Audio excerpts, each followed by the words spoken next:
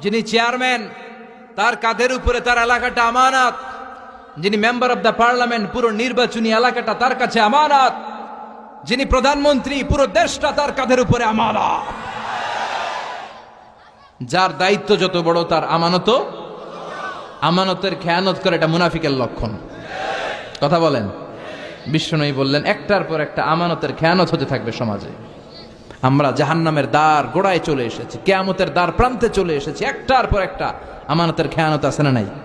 এই জন্য আমাদের যার কাঁধে যে আমানত আছে ওই আমানত আমরা রক্ষা করতে হবে। চিল্লা এখন ঠিক কিনা? আমানতের খেয়ানত মুমিন কখনো হতে দিতে পারে? তার মানে আমানতের এই খেয়ানত সমাজে আছে না নাই? সব জায়গায় আমানতের খেয়ানত। আল্লাহ আমরা যেন আমিন হতে পারি।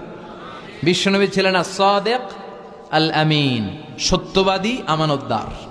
বিশ্বনবীর এই দুইটা যদি কারো হৃদয়ে থাকে, তার নেতৃত্ব ছিনিয়ে নেওয়ার মতো